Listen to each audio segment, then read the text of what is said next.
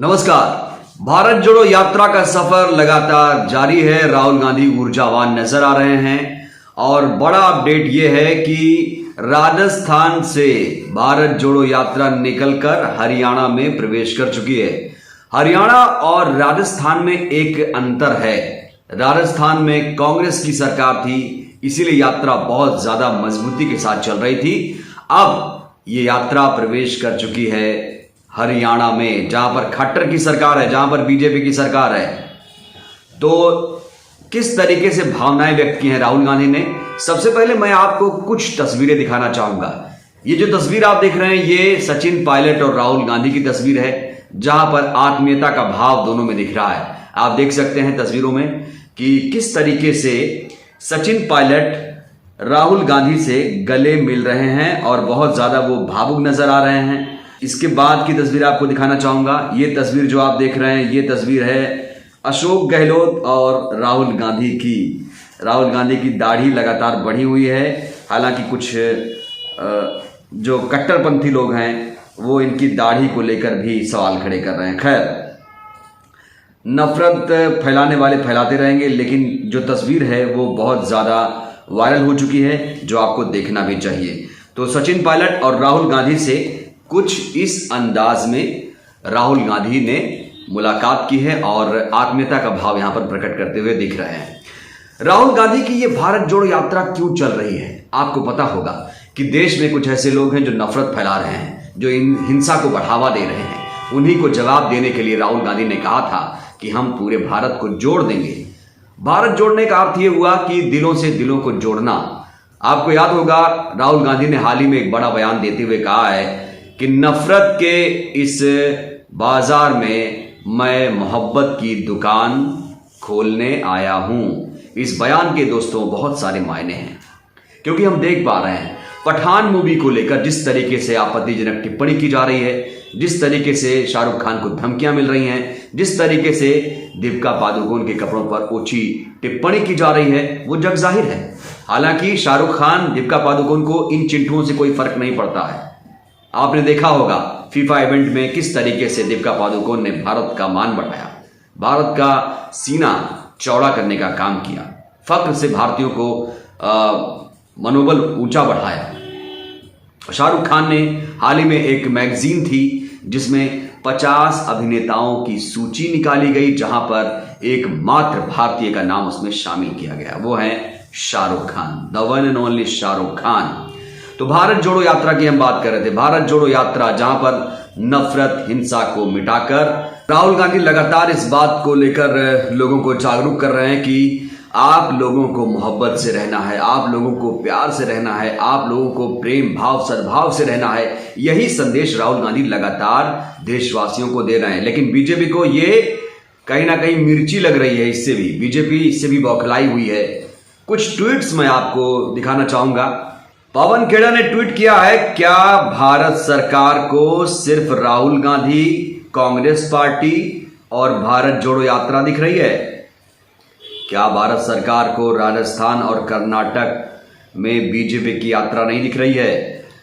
कह रहे हैं कि हम हर नियमों का पालन करेंगे, लेकिन सरकार उसकी घोषणा करे और नियम सभी पर लागू हो।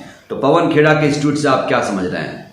देखिए, भारतीय जनता पार्टी के राजस्थान के अध्यक्ष सतीश पुनिया को भी भेजा है, जो जन आक्रोश यात्रा निकाल रहे हैं। मानता हूं उस जन आक्रोश यात्रा में भीड़ नहीं आ रही, मानता हूं भारत जोड़ो यात्रा में भीड़ बहुत आ रही है। क्या इस तरह का पत्र कर्नाटक की भाजपा को भी भेजा गया है, जो एक और यात्रा निकाल रहे हैं, उसमें भी भीड़ नहीं आ रही है? मैं मानता हूं, स्वीकार करता हूं कि भारत जोड़ो यात्रा में उत्साह है और भीड़ ज्यादा आ रही है। कर्नाटक में, राजस्थान में चुनाव होने वाले हैं और बीजेपी भी अपनी तरीके से यात्रा निकाल रही है।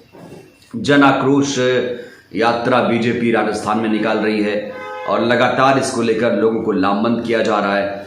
इसी को लेकर सवाल खड़े किए पवन खेड़ा ने और कहा कि हमारी यात्रा को गलत तरीके से परिभाषित किया जा रहा है, हमारी यात्रा को नफरत से जोड़ा जा रहा है, जबकि राहुल गांधी इसे मोहब्बत की यात्रा बता रहे हैं। लोगों के बीच जो दूरियां मिट गई हैं, उसको लेकर राहुल गांधी ने एक बहुत बड़ी बात कह दी है। मैं चाहूंगा कि जो तमाम नेता, चाहे बीजेपी के हों, समाजवादी पार्टी के हों, कांग्रेस के नेता हों, राहुल गांधी ने आज एक बहुत बड़ा संदेश दिया है जिसे सुनने की बहुत ज्यादा जरूरत है। राहुल गांधी इस वीडियो में कह रहे हैं कि नेता और जनता के बीच दूरियां मिट गई हैं, दूरियां जो है बढ़ गई हैं, खाई बहुत ज्यादा चौड़ी हो गई है जिसे अब कम करने की जरूरत है। तो राहुल गांधी की यात्रा जारी है, अब हरियाणा पहुंच चुकी है। आपने सुना राहुल गांधी ने किस तरीके से सभी को आड़े हाथों लिया और गहलोत सरकार को भी नसीहत दी कि अब आप लोग 15 किलोमीटर चलिए, रोज चलिए और जनता से मुखातिब होइए, क्योंकि जनता के द्वार भी जाना पड़ेगा, आपकी जो योजनाएं हैं उसको बताना पड़ेगा, तभी 2023 में फिर से कांग्रेस रिपीट हो सकती है। आपको यहां बताना बहुत जरूरी है कि राजस्थान में 30 सालों से एक ही परिपाटी सत्ता की चली आ रही है। 1990 से यहां पर एक परंपरा यह है कि वहां की जनता एक बार कांग्रेस को मौका देती है तो दूसरी बार बीजेपी को दे रही है। अब इस बार 2018 में वहां कांग्रेस की सरकार बनी है। अब माना जा रहा है कि 2023 में बीजेपी की सरकार बनेगी, परंपरा यही कहती है। लेकिन राहुल गांधी, सचिन पायलट लगातार लामबंद होकर कह रहे हैं कि 2023 में भी कांग्रेस पार्टी रिपीट करेगी। तो कुल मिलाकर जिस तरीके से नफरत फैलाई जा रही है, जिस तरीके की हिंसा को बढ़ावा दिया जा रहा है, उसका एक जवाब राहुल गांधी दे रहे हैं। और अब जो भारत जोड़ो यात्रा है, जिसे तमिलनाडु के कन्याकुमारी से शुरू किया गया था, उसे अब जम्मू कश्मीर तक जाना है, लोगों को जोड़ने का काम कर रहे हैं। लेकिन बीजेपी के नेता बौखलाए हुए हैं, वो लगातार राहुल गांधी को टारगेट कर रहे हैं।